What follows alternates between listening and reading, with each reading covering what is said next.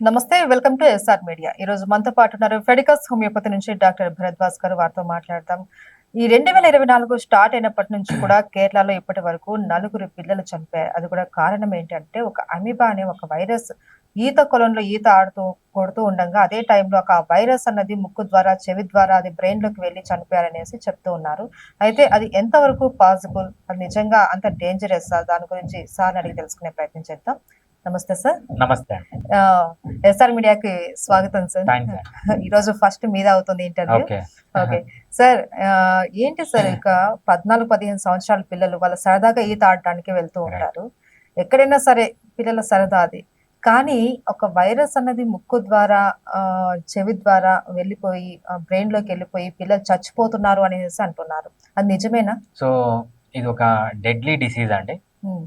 నాకొచ్చిన common questions ఏంటంటే, sir ఇది పిల్లలకొస్తుంది. హ్మ్. వచ్చిన వెంటనే ఆల్మోస్ట్ ఆల్ వచ్చిన వాళ్ళందరూ చనిపోతున్నారు. హ్మ్. ఈ డిసీజ్ ఒకరి నుంచి ఒకరికొచ్చి పిల్లలందరూ చనిపోతారా? మనకు కోవిడ్ ఎలా పాండమిక్ వచ్చిందో, సో అలానే ఇది ఒకరి నుంచి ఒకరికొచ్చి మొత్తం చనిపోతారా అనేది చాలామంది అడుగుతున్నారండి. సో దీని క్వెషన్‌కి ఆన్సర్ తెలియాలంటే మనం ఇంకొంచెం డెప్త్‌లోకెళ్ళాలి. హ్మ్. డెప్త్‌లోకెళ్తేనే మనకి ఈ క్వెషన్స్‌కంతా ఆన్సర్ వస్తుంది. హ్మ్. బేసిక్‌గా దీన్నేమంటారంటే, సో ఇదొక అమీబా అనమాట. అమీబా అనేది ఒక ప్రోటోజోవన్. అది ఒక వైరస్ కాదు, లేకపోతే ఒక బాక్టీరియా కాదు. ఇది ఒక ప్రోటోజోవన్ అనమాట. మనం పారాసైట్స్ అంటామా? సో ఆ పారాసైట్ యూనిసెల్యులార్ పారాసైట్ అంటారనమాట. హ్మ్. సో దీని పేరొచ్చి నెగలేరియా ఫ్లోవై అనేది ఒక ఆర్గానిజం అనమాట. హ్మ్. దీన్నేమంటామంటే, సో మనకు మెనింజైటిస్ అని ఉంటుంది. మెనింగో ఎన్సెఫలైటిస్ అంటాం. మన బ్రెయిన్‌లో స్వెల్లింగ్ రావడము, బ్రెయిన్‌ని కవర్ చేసే మనకు కొన్ని పొరలుంటాయనమాట. ఆ పొరల పైన ఇన్ఫెక్షన్ రావడము. సో దీన్నేమంటారంటే ఆహ్, మెనింగో ఎన్సెఫలైటిస్ అంటారనమాట. So primary amoebic meningo encephalitis అంటారు. సో దీన్నే నెగ్లేరియాసిస్ అని కూడా అంటారనమాట ఈ డిసీజ్‌ని. మనం ఇంతవరకు ఫస్ట్ కేరళకొచ్చే ముందు అసలు ప్రపంచంలో ఈ డిసీజ్ ఎలా ఉంది అని చూద్దాం. టోటల్‌గా ఇంతవరకు ప్రపంచంలో రికార్డ్ అయిన కేసెస్ 400 కేసెస్ రికార్డ్ అయ్యాయి. అరౌండ్ 400. 400 యాహ్! ఓకే. అంటే హ్యూమన్ బీయింగ్ అంటే మన ప్రపంచం మొత్తంలో ఇంతవరకు హ్మ్. హ్మ్. కొన్ని హండ్రెడ్స్ ఆఫ్ ఇయర్స్ నుంచి ఓన్లీ 400 కేసెస్ రిజిస్టర్ అయ్యాయనమాట. హ్మ్. ఈ 400 కేసెస్‌లో ఓన్లీ 22 మెంబర్సే బతికారు. మిగిలిన వాళ్ళందరూ చనిపోయారు. అంటే ఈ డిసీజ్‌లో డెత్ రేట్ అనేది 95% డెత్ రేట్ ఉంటదనమాట. హ్మ్. ఈ డిసీజ్‌లో ఇంకొక ప్రాబ్లమ్ ఏంటంటే, చాలా ర్యాపిడ్‌గా ప్రోగ్రెస్ అవుతుంది. ఫర్ ఎగ్జాంపుల్ సింప్టమ్స్ స్టార్ట్ అయిన 24 అవర్స్ లోపల గాన ట్రీట్మెంట్ స్టార్ట్ చేయకపోతే, 48 అవర్స్ దాటిందంటే ఇంకా ఇర్రివర్సబుల్ చేంజెస్ అనమాట. బ్రెయిన్‌లోకి ఈ అమీబా ఎంటర్ అయ్యి, అక్కడ ఇన్‌ఫ్లమేషన్ ప్రొడ్యూస్ చేసి, హ్మ్. ఇది బేసిక్‌గా ఏం చేస్తుందంటే, మన బ్రెయిన్‌ని చంపేస్తుంది. మనకు నెక్రోసిస్ అంటాం చూసారా? సో, హ్మ్. కొంతమంది డయాబెటిక్ వాళ్ళకి చెయ్యి తీసేశారు, కాలు అవును. తీసేశారు. బేసిక్‌గా ఏంటంటే నెక్రోసిస్ అనమాట. అంటే టిష్యూని చంపేస్తది. అదే విధంగా బ్రెయిన్‌ని చంపేశారు. ఆ బ్రెయిన్ టిష్యూని చంపేసి, అక్కడ బాగా బ్లీడింగ్ వచ్చి, బ్రెయిన్‌లో హెమరేజ్ వచ్చి, రక్తం వచ్చి బ్రెయిన్‌లో డిఫరెంట్ పార్ట్స్‌లో సో, పేషెంట్స్ అనేది కోమాలోకెళ్ళి చనిపోతారనమాట. హ్మ్. సో, అంత డెడ్లీ డిసీజ్. అయితే సార్ మీరు 24 అవర్స్‌లో గనక ట్రీట్మెంట్ చేయకపోతే ఈ ప్రమాదం ఉంది అని అంటున్నారు. రైట్. ఆ లోపల మనం ఎలా దీన్ని ఐడెంటిఫై చేయాలి? అంటే దీనికి ఒక సింప్టమ్స్ ఏమైనా రైట్. ఉంటాయా? అది చాలా ఇంపార్టెంట్ అండి. హ్మ్. మనము ఈ డిసీజ్‌లోంచి బయటికి రావాలి, కేరళ బయటికి రావాలంటే మీరు చెప్పిన క్వెషన్ చాలా ఇంపార్టెంట్. సో, ఇక్కడ ఏం జరుగుతుందంటే మనకు ఫస్ట్ ఎవరన్నా పిల్లవాడు మనకు మెయిన్‌గా ఎవరికొస్తదంటే 10 ఇయర్స్ నుంచి 25 ఇయర్స్ ఉన్న మేల్‌కొస్తుంది. అంటే మగ పిల్లలకొస్తుంది. అది ఓకే. ఎందుకొస్తుంది ఈ ఏజ్‌లో మగ పిల్లలకి అనేది ఒక చాలా ఇంపార్టెంట్ క్వెషన్ అది చూద్దాము. సింప్టమ్స్‌కొచ్చేటప్పుడు ఎస్పెషల్లీ ఈ ఏజ్‌లో ఉన్నవాళ్ళు 10 నుంచి 25 ఇయర్స్ ఏజ్‌లో ఉన్న మగ పిల్లలకి గన సింప్టమ్స్ వస్తాయి. ఎటువంటి సింప్టమ్స్? ఫ్లూ సింప్టమ్స్ అన్నమాట. హ్మ్. సో, మనకు హే ఫీవర్ అంటాము, ఫ్లూ అంటాం చూసారా? ఎటువంటి సింప్టమ్స్ ఉంటాయి? కళ్ళు రెడ్‌గా అయిపోవడము, ముక్కంతా రెడ్‌గా అయిపోవడము, నోరు రెడ్‌గా అయిపోవడము, అంటే ఇన్‌ఫ్లమేషన్ రావడము, అదేవిధంగా కాఫ్ రావడము, కోల్డ్ రావడము, స్నీజింగ్స్ రావడము, కళ్ళల్లోంచి వాటర్ కారడము, సో, హ్మ్. కొంచెం గొంతు నొప్పి ఉండడము. సో, ఇవన్నీ మనం ఫ్లూ సింప్టమ్స్ అన్నామన్నమాట. ఈ సింప్టమ్స్ ఫస్ట్ ఒస్తాయి.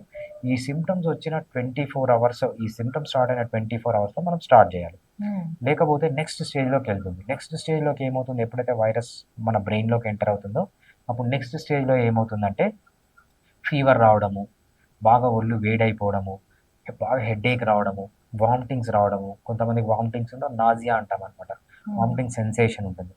మెలేస్ అంటామనమాట. మెలేస్ అంటే వీక్‌నెస్, ఎక్స్‌ట్రీమ్ వీక్‌నెస్ రావడము. హ్మ్. కొంతమందికి ఏంటంటే ఇల్యూజన్స్, డెల్యూజన్స్, హాల్యూసినేషన్స్ అంటాం. హ్మ్. ఇది ఆల్టర్డ్ బ్రెయిన్ స్టేట్ అనమాట. Consciousness stage. హ్మ్. ఇల్యూజన్స్ అంటే ఏంటంటే వాళ్ళ చేతిలో ఒక పెన్ ఉందనుకోండి. అది వాళ్ళకి వేరేలాగా కనిపిస్తుంది. ఆల్టర్డ్ బ్రెయిన్ స్టేట్ వల్ల. సో, ఒక గన్నులాగా కనిపియచ్చు. లేకపోతే ఒక పాములాగా కనిపియచ్చు. హాల్యూసినేషన్స్ అంటారు. లేని దాన్ని ఉన్నట్టుగా ఉన్నట్టు ఊహించుకుంటారు. ఊహించుకోవడం. హ్మ్. అంటే ఏంటంటే ఒక దయ్యం వాళ్ళ రూమ్‌లో ఉందనో, లేకపోతే ఒక పులి ఉందనో, సింహం ఉందనో హాల్యూసినేషన్. డెల్యూషన్స్ అంటే ఆల్టర్డ్ బ్రెయిన్ స్టేట్ అనమాట. ఈ స్టేజ్‌లోకెళ్ళడము. ఈ స్టేజ్‌లో ఇంకేమవుతుందంటే మనకు కోవిడ్‌లో వచ్చిన సింప్టమ్స్ అనాస్మియా అంటే స్మెల్ లేకుండా పోవడము, టేస్ట్ లేకుండా పోవడము, అదేవిధంగా బ్యాలెన్స్ లేకుండా పోవడము, అంటే సరిగ్గా నడవకపోవడము, పడిపోవడము, అదేవిధంగా మనకు చేతికి, కాళ్ళకి కోఆర్డినేషన్ అంటామనమాట. హ్మ్. ఆ కోఆర్డినేషన్ లేకుండా పోవడము, బ్లైండ్ అయిపోవడము, అదేవిధంగా బ్లర్ విజన్ రావడము.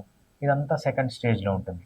థర్డ్ స్టేజ్‌లో ఏంటంటే మనకు పేషెంట్స్ అన్‌కాన్షియస్ అయిపోయి డెత్‌లోకెళ్తారనమాట. ఇది హ్మ్. మనము సింప్టమాటాలజీ. అంటే నర్వ్ సిస్టమ్ మీద ఇది బాగా ఎఫెక్ట్ చూపిస్తుంది. రైట్. మెయిన్‌గా ఇది బ్రెయిన్ పైనే ఎఫెక్ట్ చూపిస్తుందనమాట. బ్రెయిన్ పైన ఉన్న కవరింగ్స్ మనం హ్మ్. మెనింజెస్ అంటాం. పయా మ్యాటర్, డ్యూరా మ్యాటర్, అరకనాయిడ్ మ్యాటర్ అని 3 మెమ్బ్రెయిన్స్ ఉంటాయన్నమాట. బ్రెయిన్‌ని కవర్ చేస్తూ అంటే బ్రెయిన్‌కి కుషన్ ఇచ్చే మెమ్బ్రెయిన్స్. ఆ మెమ్బ్రెయిన్స్‌కి మెయిన్‌గా బ్రెయిన్‌కి వచ్చే ఇన్‌ఫ్లమేటరీ డిసీజే మనము మెనింజైటిస్ అంటాము. లేకపోతే ఎన్సెఫలైటిస్ అంటామనమాట. హ్మ్. అంటే మీరన్నారు ఇది కేవలం మగవాళ్ళలోనే ఎక్కువ వస్తుందని. రైట్. 10-25 ఇయర్స్ మధ్యలోనే. రైట్. ఎందుకు సార్ మగ పిల్లల్లోనే ఎక్కువ రావడానికి కారణాలేంటి? ఇప్పటి వరకు ఆడవాళ్ళకి ఎవరికైనా వచ్చిన దాఖలాలేం లేవా? ఆడవాళ్ళకి గూడా వస్తాయండి. కాకపోతే మగ పిల్లలకి ఎక్కువొస్తాయి. ఎందుకంటే దానికో చాలా ఇంట్రెస్టింగ్ రీజన్ ఉంటది. హ్మ్. సో, అసలు ఫస్ట్ 10-25 ఇయర్స్ ఏజ్ వరకు ఎందుకొస్తుందని తెలుసుకుందాం. సో, మనకు నేజల్ క్యావిటీ ఉంటుంది. దాని పైన బ్రెయిన్ ఉంటుంది. మనకిక్కడ ముక్కు ఉంటుంది. దాని పైన బ్రెయిన్ ఉంటుంది. హ్మ్. సో, ఈ ముక్కుని, బ్రెయిన్‌ని సెపరేట్ చేస్తూ మనకొక చిన్న బోన్ ఉంటదనమాట. హ్మ్. సో, ఆ బోన్‌ని క్రిబ్రిఫార్మ్ ప్లేట్ అంటారు. హ్మ్. ఈ క్రిబ్రిఫార్మ్ ప్లేట్ అనేది ఏమవుతుందంటే, మనం చిన్నప్పుడు పిల్లలు పుట్టినప్పుడు చూసారా? ఇక్కడ మెత్తగుంటది. అవును. సో, అది అవును. ఇంకా ఆసిఫికేషన్ అయిందనమాట. కార్టిలేజ్ ఉంటది. అదే హ్మ్. విధంగా ఈ ముక్కుకి, బ్రెయిన్‌కి మధ్యలో అట్లాంటి కార్టిలేజ్ దాన్ని క్రిబ్రిఫార్మ్ ప్లేట్ అంటారనమాట. హ్మ్. ఇది నార్మల్‌గా 7 ఇయర్స్ నుంచి 9 ఇయర్స్ లోపల అది గట్టిగా అయిపోయి ఫ్యూజ్ అయిపోవాలి. అంటే బోన్ ఫార్మేషన్ కావాలి. హ్మ్. కొంతమందిలో ఏమవుతుందంటే అది కాదు. సో, వాళ్ళలో ఏమవుతుందంటే 25 ఇయర్స్ వరకు పొడుగొస్తుందనమాట. అందుకే ఈ క్రిబ్రిఫార్మ్ ప్లేట్ అనేది వాళ్ళకి ఇంకా కొంచెం మెత్తగా ఉంటుంది. హ్మ్.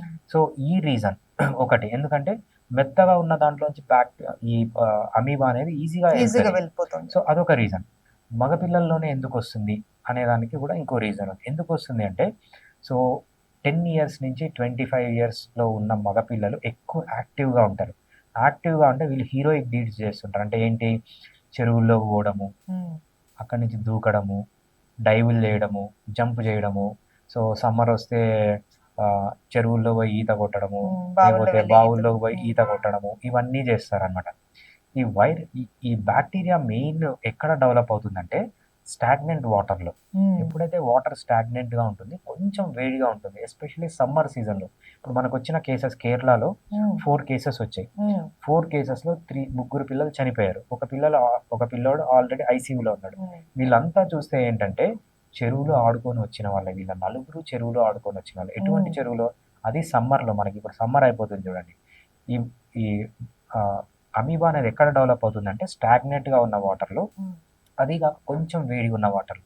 ఎటువంటివి మన స్విమ్మింగ్ పూల్స్ గానీ, లేకపోతే చెరువులు గానీ, లేకపోతే చిన్న చిన్న నదులు స్టాగ్నెంట్ అయిపోయిన నదులు గానీ, వీటిల్లో ఎప్పుడైతే వీళ్ళు దాంట్లో ఈత కొడతారో, ఎక్కువ డైవ్ చేయడము, జంప్ చేయడము, ముక్కులోకి నీళ్లు పోవడం వల్ల ఏంటంటే, ఫస్ట్ ఈ బాక్టీరియా మన ముక్కులోకెళ్ళి, ముక్కులోంచి బ్రెయిన్‌లోకెళ్తుందనమాట. ఓకే. సో, అందుకు ఈ 10 ఇయర్స్ నుంచి 25 ఇయర్స్ ఉన్న మగ పిల్లలు బాగా యాక్టివ్‌గా ఉండి ఇట్లా పనులు చేస్తారు కాబట్టి, వాళ్ళకే ఎక్కువొస్తుంది. వీళ్ళల్లో గూడా ఎవరికైతే ఆ క్రిబ్రిఫార్మ్ ప్లేట్ ఇంకా డెవలప్ అయినదో, వాళ్ళలో వచ్చే ఛాన్స్ ఎక్కువగా ఉంటుందనమాట. అంటే ఇప్పటి వరకు మనం ప్రపంచవ్యాప్తంగా చూసుకున్నట్లయితే 95% మంది చనిపోయారు. రైట్. దీని బారిన పడ్డవాళ్ళు. కొంతమంది మాత్రమే బ్రతికారు. రైట్. సో, వీళ్ళు సేఫ్ అయిన తర్వాత రైట్. వీళ్ళలో ఏమైనా నార్మల్ లైఫే ఉంటుందా? లేకపోతే ఏదైనా ఎఫెక్ట్ ఏదైనా చూపించి వాళ్ళలో కూడా ఏమన్నా జనరల్‌గా ఏమైనా ఇష్యూస్ ఏమైనా వస్తూ ఉంటాయా రైట్. రెగ్యులర్‌గా? యాహ్! చాలా మంచి క్వెషన్ అడిగారండి. సో, మనకు అసలు ఏ సిస్టమ్ ఇన్వాల్వ్ అయింది అనేది ఇంపార్టెంట్. హ్మ్. ఫర్ ఎగ్జాంపుల్ మనకు బాడీలో డిఫరెంట్ సిస్టమ్స్ ఉన్నాయి. సో, కరోనరీ సిస్టమ్ ఉంది. అంటే హార్ట్‌కి సంబంధించిన సిస్టమ్, రీప్రొడక్టివ్ సిస్టమ్ ఉంది. పల్మనరీ సిస్టమ్ అంటే లంగ్స్‌కి సంబంధించిన సిస్టమ్ ఉంది. ఒక్కొక్క సిస్టమ్ పైన ఏదైనా డిసీజ్ వస్తే ఒక్కొక్క ఎఫెక్ట్ ఉంది. ఫర్ ఎగ్జాంపుల్ హార్ట్ అటాక్ వచ్చిందనుకోండి మనం ఏం చెప్తాం పేషెంట్ ఈ 10 నిమిషాలు ఎలా ఉన్నాడు, నెక్స్ట్ 10 నిమిషాలు ఎలా ఉన్నాడు అని చూస్తాం అనమాట. కిడ్నీ ప్రాబ్లం వస్తే పేషెంట్ ఈ వీక్ ఎలా ఉన్నాడు, నెక్స్ట్ వీక్ ఎలా ఉన్నాడు. కానీ బ్రెయిన్‌కి ఏదన్నా డ్యామేజ్ జరిగితే అది చాలా రోజుల వరకు ఉంటుంది. సో, మనకొచ్చే బ్రెయిన్‌కి సంబంధించిన ఏ డిసీజెస్ కేసెస్ మనం ఎలా చెప్తామంటే 6 నెలలు ట్రీట్మెంట్ తీసుకో. సో, ట్రీట్మెంట్ తీసుకున్నాక 6 నెలలు ఎట్లున్నావు, మిగిలిన 6 నెలలు ఎట్లున్నావు. సో, బ్రెయిన్‌లో ఏదన్నా ప్రాబ్లమ్స్ వస్తే అవి ఇంప్రూవ్డ్ కావడానికి చాలా టైం పడతది. సో, ఒక్కొక్కసారి ఏమవుతుందంటే లైఫ్ లాంగ్ అలానే ఉండిపోతాయన్నమాట. సో, మన పాథాలజీని బట్టి. సో, ఇనీషియల్‌గానే వచ్చినంటే బ్రెయిన్ అంతా డ్యామేజ్ అయింటది. సో, 24 అవర్స్ గానీ, 48 అవర్స్ గానీ డ్యామేజ్ అయితే ఇర్రివర్సబుల్ స్టేజ్‌లోకి వెళ్ళిపోతుంది. సో, ఆ పేషెంట్ సర్వైవ్ అయింది ఏ స్టేజ్ నుంచి సర్వైవ్ అయ్యాడు అని మెయిన్‌గా దాన్ని బట్టి ప్రోగ్నోసిస్ ఎలా ఉంటుంది, ఎంతవరకు రికవర్ అవుతాడు, అసలు రికవర్ అవుతాడా లేదా, రికవర్ అయితే కూడా ఎంత స్పీడ్‌గా రికవర్ అవుతాడు, ఎంత స్లోగా రికవర్ అవుతాడు అనేది ఆ stage of the disease treatment start చేసిన దాన్ని బట్టి ఉంటుంది. అండ్ ఇంకొకటి, ఏదైనా కొత్త రకం ఒక వ్యాధి బయట పడింది అంటే చాలా మందికి వచ్చే కామన్ డౌట్, ఇది ఒకరి నుంచి ఒకరికి ఏమైనా స్ప్రెడ్ అవుతుందా అని. రైట్. సో దీని స్ప్రెడ్డింగ్ అనేది ఎంత వరకు ఛాన్స్ ఉంది సార్? రైట్. చాలా మంది ఫస్ట్ నా దగ్గరికి పేషెంట్ వచ్చి వాళ్ళు అడిగేది ఇదే, సార్ మా పిల్లవాడికి ఒకరి నుంచి ఒకరికి స్ప్రెడ్ అవుతుందా. సింపుల్గా బ్లైండ్గా గుర్తుపెట్టుకోండి, ఇదేంటంటే ఒకరి వైరస్ నుంచి కాదు. ఒకరికి రాదు. ఉమ్. బ్యాక్టీరియా ఇది ఒక ప్రోటోజోవన్. ఉమ్. సో వైరస్ కాదు, ఇది బ్యాక్టీరియా కూడా కాదు, ఇది ఒక అమీబా అన్నమాట. ఉమ్. సో ఇది ఒకరి నుంచి ఒకరికి రాదు. అమీబాలు అన్ని రావా అంటే అన్ని కాదు, ఈ అమీబా రాదు. ఉమ్. సో మనకు వేరే చాలా ప్రోటోజోవల్ డిసీజెస్, పారాసైటిక్ డిసీజెస్ ఉన్నాయి ఒకరి నుంచి ఒకరికి వచ్చేది. కానీ ఈ డిసీజ్ ఏంటంటే ఎటువంటి పరిస్థితిలో ఒకరి నుంచి ఒకరికి రాదన్నమాట, వ్యాపించదు. ఉమ్. అది కూడా ఏంటంటే ఎవరైతే అటువంటి చెరువుల్లోకి వెళ్ళి ఈత కొడతారో వాళ్ళకు మాత్రమే వస్తుంది. అంతేకాకుండా ఈ ఈ అమీబా అనేది ప్రతి ఒక్క చెరువులో ఉన్నది, చాలా రేర్గా ఉంటుంది అనమాట. ఉమ్. ఇంతవరకు మీరు ఆలోచించండి, ప్రపంచం మొత్తం 400 కేసెసే రికార్డ్ అవును, అయ్యాయి అవును. అనమాట. సో అది అంటే చాలా తక్కువ. అంత ఉమ్. రేర్. ఇది ప్రతి ఒక్క వాటర్ బాడీలో ఉన్నది, చాలా తక్కువ వాటర్ అంటే బాడీస్ ఇట్లా లో ఉంటుంది. ఓన్లీ వాటర్ ద్వారానే వస్తుందా సార్? ఇంకా వేరే దాని ద్వారా ఏం రాదా? సో వాటర్ ద్వారానే వస్తుంది, కానీ మోడ్ ఆఫ్ ట్రాన్స్మిషన్ డిఫరెంట్ అనమాట. సో ఉమ్. మనకు రికార్డ్ అయిన కేసెస్ ఏంటంటే మెయిన్గా చెరువులో ఈత కొట్టే వాళ్ళకి ఫస్ట్. ఇంకోటి ఏంటంటే కొంతమందిలో రికార్డ్ అయింది, సో నోస్ క్లీన్ చేసుకుంటారు కదా వాటర్ తీసుకొని, అటువంటి వాళ్ళల్లో కూడా రికార్డ్ అయింది. ఓకే. నెక్స్ట్ కేటగిరీ ఏంటంటే స్నానం చేస్తుంటారు, చెరువులోకి వెళ్ళి ఈత కొట్టారు, జస్ట్ ఉమ్. స్నానం చేయడము, నార్మల్గా చెరువు నీళ్లు వాడి స్నానం చేయడము, ఉమ్. వీళ్ళల్లో కూడా రికార్డ్ అయింది అనమాట. ఉమ్.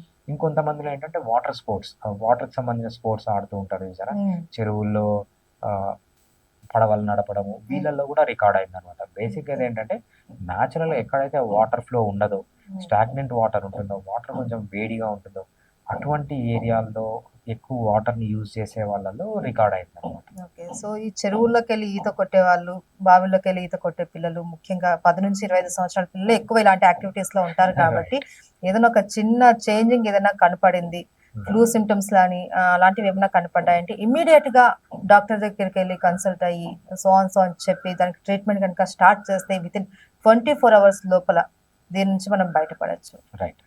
Thank you so much sir. Thanks అండి.